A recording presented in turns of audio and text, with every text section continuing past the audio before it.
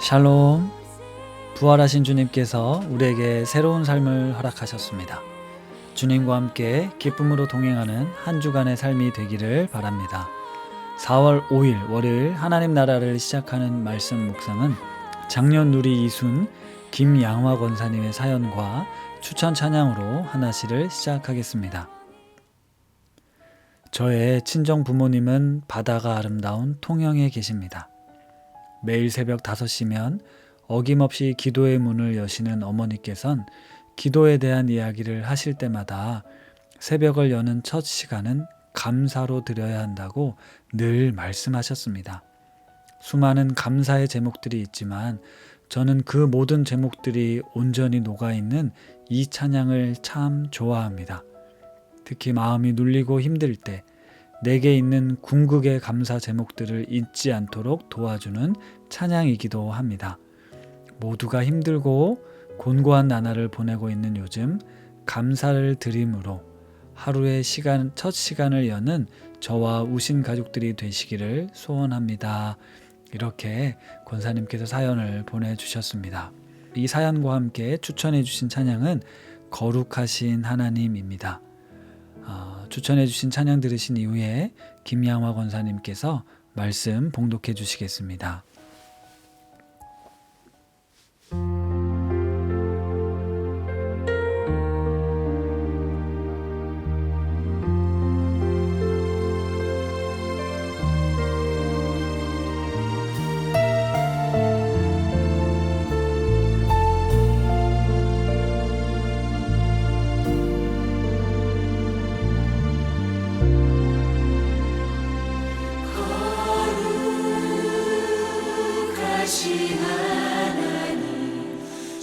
주께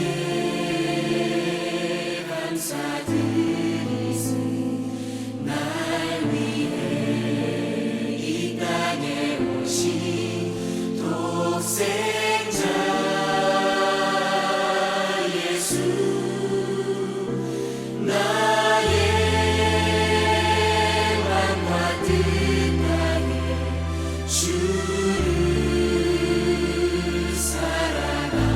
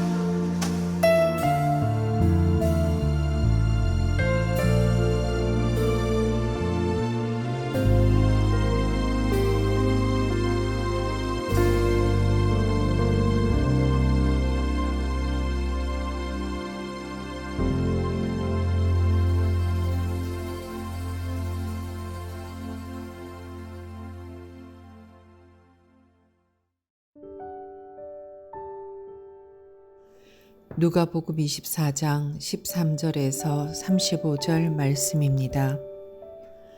그날에 그들 중 둘이 예루살렘에서 25리 되는 엠마오라 하는 마을로 가면서 이 모든 된 일을 서로 이야기하더라.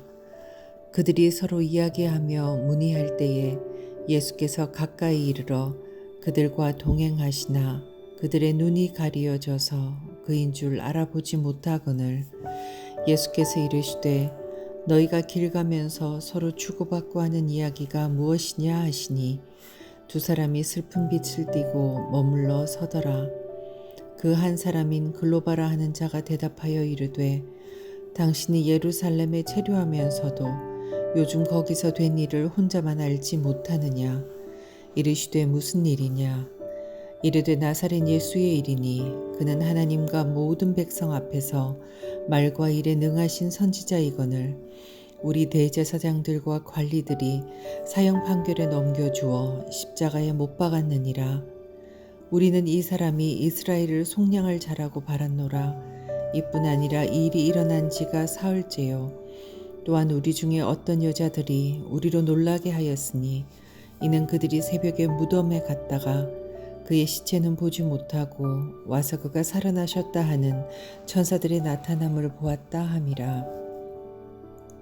또 우리와 함께 앉아 중에 두어 사람이 무덤에 가 과연 여자들이 말한 바와 같음을 보았으나 예수는 보지 못하였느니라 하거늘 이르시되 미련하고 선지자들이 말한 모든 것을 마음에 더디 믿는 자들이여 그리스도가 이런 고난을 받고 자기의 영광에 들어가야 할 것이 아니냐 하시고 이에 모세와 모든 선지자의 글로 시작하여 모든 성경에 쓴 바 자기에 관한 것을 자세히 설명하시니라.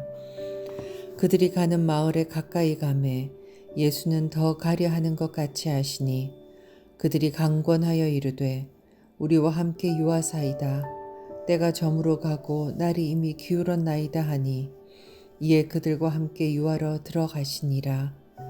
그들과 함께 음식 잡수실 때에 떡을 가지사 축사하시고 떼어 그들에게 주시니 그들의 눈이 밝아져 그인 줄 알아보더니 예수는 그들에게 보이지 아니하시는지라. 그들이 서로 말하되 길에서 우리에게 말씀하시고 우리에게 성경을 풀어주실 때에 우리 속에서 마음이 뜨겁지 아니하더냐 하고 곧 그때로 일어나 예루살렘에 돌아가 보니 11 제자 및 그들과 함께한 자들이 모여 있어 말하기를 주께서 과연 살아나시고 시몬에게 보이셨다 하는지라. 두 사람도 길에서 된 일과 예수께서 떡을 떼심으로 자기들에게 알려지신 것을 말하더라. 아멘. 의도하지는 않았지만 어제 주일 설교 본문과 오늘 하나씩 본문 말씀이 겹쳤습니다. 어제는 엠마오로 가는 두 제자의 이야기를 다 읽지 않았는데요. 오늘 김양하 권사님께서 아름다운 목소리로 들려주셔서 너무 감사합니다. 제자들 중 두 사람이 예루살렘을 벗어나 엠마오로 가고 있습니다. 아마도 엠마오는 이 두 사람의 고향이지 않았을까 추측합니다. 그런데 참 이해하기가 어렵습니다. 예수님께서 살아나셨다는 소식을 여인들로부터 전해 들었고 베드로와 요한이 비어있는 무덤에 다녀온 이야기까지를 들었는데 예수님을 보지 못했다는 것만으로 살아나셨다는 사실을 믿지 않았습니다. 살아나셨을 거라곤 아마 조금도 생각하지 못한 것 같습니다. 그래도 아무리 그렇다 하더라도 좀 더 사실이 확인될 때까지 기다릴 법도 했는데 어떤 마음이 그들을 사로잡았는지는 모르겠지만 부활은 불가능하다라는 인간적 한계를 넘어서지 못하고 지금 고향으로 돌아가고 있는 겁니다. 게다가 엠마오로 가던 중에 예수님께서 그들과 동행하셨는데도 알아보지 못했습니다. 아무리 부활하신 몸이라곤 하지만 예수님과 함께한 세월이 몇 년인데 예수님을 못 알아보지? 라는 생각을 한 번쯤 해보셨을 겁니다. 그런데 성경은 그들의 눈이 가리어져서 그인 줄 알아보지 못했다고 합니다. 맞습니다. 우리도 살다 보면 눈이 가리워져서 봤는데 보지 못한 때가 있죠. 우리의 귀가 막혀서 들었는데도 듣지 못한 경험들을 해보셨을 겁니다. 아무리 그래도 이 두 사람은 제 생각엔 제자로서의 어떤 자질이 많이 부족했다라고 생각합니다. 예수님도 25절에 보면 미련하고 선지자들이 말한 모든 것을 마음에 더디 믿는 자들이여 라고 말씀하시는데요. 이 장면은 예수님께서 그 두 사람을 책망하는 것처럼 들립니다. 선생님께서 못 알아듣는 학생에게 호통을 치듯이, 또 부모가 이해하지 못하는 자녀들을 향해 답답한 마음으로 소리치듯이, 예수님께서 이 미련한 사람들아 왜 못 믿냐 그러면서 모세와 선지자의 글로 시작해서 성경에 관한 메시아에 대한 이야기를 설명하십니다. 그 뒤의 이야기는 어제 말씀을 통해서 나누었죠. 이 엠마오로 가는 두 제자, 그 중에 한 사람은 글로바라고 하고요, 한 사람은 이름도 모릅니다.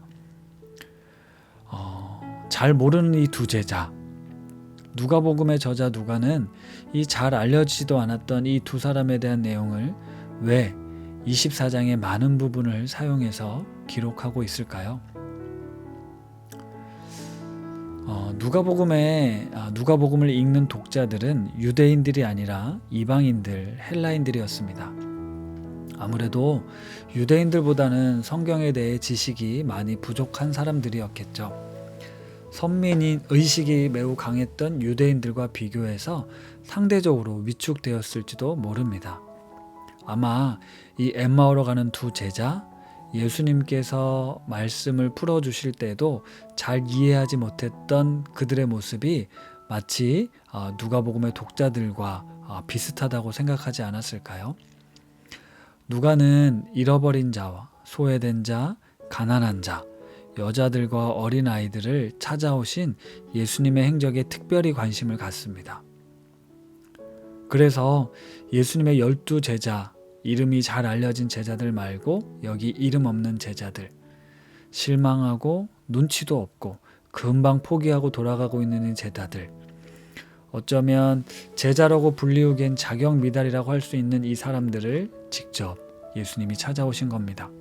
비록 미련하고 더디 믿는 자들이라 혼내시긴 하지만 그들에게 자세하게 친절하게 설명해 주십니다. 뿐만 아니라 함께 저녁 식사를 나누며 떡을 떼어 주시는 성찬식까지 집례하시고 그들의 눈을 밝혀주십니다. 결국 이 두 사람의 인생은 완전히 새롭게 변하는데요. 부활의 주님께서 친히 찾아오시고 말씀을 풀어주시고 성찬을 베풀어 주시며 그들의 눈을 뜨게 해주십니다. 사랑하는 성도 여러분, 우리에게도 주님은 찾아오십니다. 내가 좀 모자라고 못나고 부족하다 느끼지만 주님은 결코 그런 우리를 포기하지 않으십니다. 친히 찾아오셔서 깨닫게 하시고 눈을 뜨게 하시고 회복시키십니다. 부활주의를 지나 여전히 일상의 삶을 살아가는 우리들, 여전히 주님의 존재를 금방 잊어버리고 믿지 못하고 불안해하며 다시 옛사람, 옛습관으로 돌아갈지 모릅니다. 그러나 그런 우리를 주님은 다시 찾아오십니다. 다시 찾아오시는 주님, 부활 이후를 살아가는 우리들에게 그런 주님의 은혜가 부어지길, 세상 속에서의 삶 때문에 우리의 눈이 가리워지지 않도록 늘 깨어 주님을 바라보는 믿음의 삶을 살아가는 우신 가족들 되시기를 기도합니다. 말씀을 생각하며 기도하겠습니다. 하나님 아버지, 엠마오로 걸어가던 두 제자를 떠올려 봅니다. 실망하고 낙심했던 그 발걸음, 앞날에 대한 소망이 사라지고 어떻게 살아야 할지를 고민하며 힘없이 걸어가던 두 제자를 부활하신 주님께서 친히 찾아오십니다. 찾아오시는 그 은혜, 그 은혜가 지금 우리에게 필요합니다.